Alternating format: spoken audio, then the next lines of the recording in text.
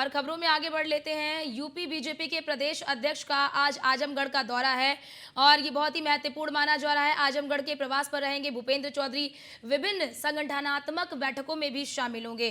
तो आज बीजेपी प्रदेश अध्यक्ष का आजमगढ़ का ये दौरा है और कई मायनों में ये दौरा महत्वपूर्ण माना जा रहा है। आज आजमगढ़ के दौरे पर रहेंगे बीजेपी प्रदेश अध्यक्ष भूपेंद्र चौधरी और इस दौरान विभिन्न संगठनात्मक बैठकों में भी शामिल होंगे, क्योंकि इस बार बीजेपी ने लक्ष्य रखा है 80 बराबर 80 का और इस लक्ष्य की प्राप्ति के लिए तमाम तरह की योजनाएं हैं जो है वो तमाम तरह की जो रणनीति है वो बनाई जा रही है कि किस प्रकार से संगठन को मजबूत किया जाए, बूथ स्तर पर किस तरह से कार्यकर्ताओं की मजबूती हो, बूथ को कैसे मजबूत किया जाए। तो इन तमाम तरह की रणनीतियों पर लगातार बीजेपी जो है वो चर्चा करती हुई नजर आ रही है और प्रदेश स्तर पर संगठन को मजबूत करती हुई नजर आ रही है। और ऐसे में आज प्रदेश अध्यक्ष भूपेंद्र चौधरी का ये आजमगढ़ का दौरा कई मायनों में महत्वपूर्ण माना जा रहा है। एक समय था कि आजमगढ़ जो है वो सपा का गढ़ माना जाता था और इस बार बीजेपी ने लक्ष्य रखा है कि जिन सीटों पर उन्हें कहीं ना कहीं हार मिली थी या पिछले चुनाव में जिन सीटों पर उनकी स्थिति थोड़ी कमजोर थी या दूसरी और तीसरी पार्टी के रूप में वो वहां पर उभर के आई थी, तो ऐसे में उन सीटों पर किस तरह से जीत दर्ज करने के लिए क्या रणनीति होनी चाहिए, किस प्रकार से बूथ लेवल को मजबूत बनाना है, संगठन को किस तरह से मजबूत बनाना है, क्योंकि चुनाव में जीत का सबसे बड़ा जो मंत्र होता है वो संगठन की मजबूती होती है कि संगठन किस तरह से मजबूत होकर पूरे चुनाव में वो सक्रिय रहे। और हमारे साथ हमारे संवाददाता अश्विनी लगातार हमारे साथ लाइव बने हुए हैं। अश्विनी, आजमगढ़ का ये दौरा किन मायनों में महत्वपूर्ण माना जा रहा है? बिल्कुल, उत्तर प्रदेश हो या देश हो, चुनावी आज जो बिगल 2024 लोकसभा का है वो बच चुका है। भारतीय जनता पार्टी अब अपने काम में लग चुकी है। लगातार बड़े नेताओं के उत्तर प्रदेश में दौरे लग रहे हैं। साथ ही साथ उत्तर प्रदेश का जो कमेटी है, उत्तर प्रदेश के जो पॉलिटिशियन है, नेता है भारतीय जनता पार्टी के, वो भी अब एक्टिव हो गए हैं।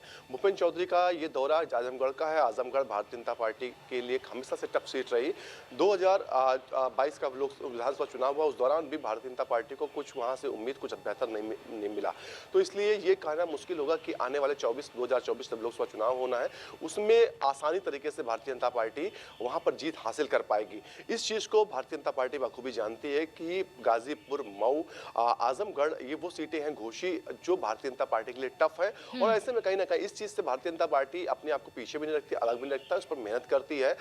जिन सीटों पर लगता है कि भारतीय जनता पार्टी कमजोर चल रही है वहां पर शीर्ष नेतृत्व के नेताओं की रैलियां लगाई जाती है। तो निश्चित तौर पर कहीं ना कहीं उसी की एक झलक है ये कि भारतीय जनता पार्टी उत्तर प्रदेश के जो अध्यक्ष हैं भूपेंद्र चौधरी वहां पर जाएंगे, संगठन की बैठक करेंगे, संगठन की बैठक में फीडबैक लेंगे कि स्थिति आखिर आजमगढ़ में भारतीय जनता पार्टी की वर्तमान समय में कैसी है, क्या कुछ बदलाव करने की आवश्यकता है, क्या नए कैंडिडेट की आवश्यकता है या फिर पुराना जो कैंडिडेट हैं जो अभी वर्तमान में सांसद हैं उनकी वो बने रहने से उनका कोई नुकसान नहीं होना। इन तमाम पहलुओं पर कहीं ना कहीं चर्चा करें, क्योंकि आजमगढ़ से उम्मीद है कि समाजवादी पार्टी के परिवार से कोई बड़ा नेता चला या फिर शिवपाल यादव या अखिलेश यादव लड़ सकते हैं। तो ऐसे में कहीं ना कहीं उस तरीके से भारतीय जनता पार्टी तैयारी कर रही है, उसी लहजे में भारतीय जनता पार्टी अपने कार्यकर्ताओं को भी तैयार कर रही है। जी, और बताया जा रहा है कि आज विभिन्न संगठनात्मक बैठकों में भी शामिल होंगे। किस प्रकार के संगठन में की बैठक आज लेंगे भूपेंद्र चौधरी?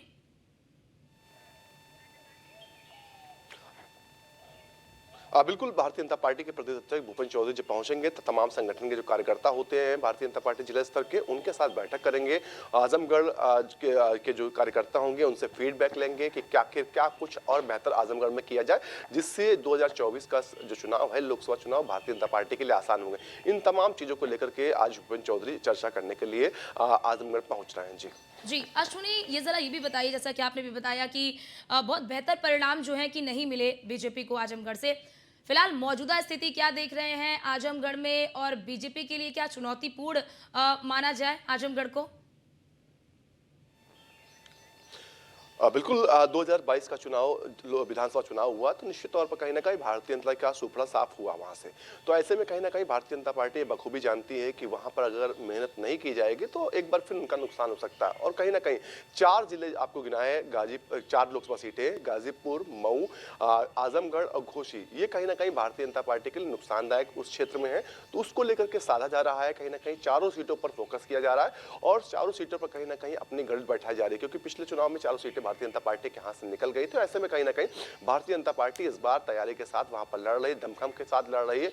अपने जो तमाम सिपह सलाहकार हैं उनको वहां लगातार भेज रही है। आने वाले दिनों में बड़े शहरों के भी दौरे जो है आजमगढ़, मऊ के आसपास जो लोकसभा सीटें वहां पर दिखाई दे सकते हैं। जी जी अश्विनी, कौन से ऐसे फैक्टर आपको लगते हैं?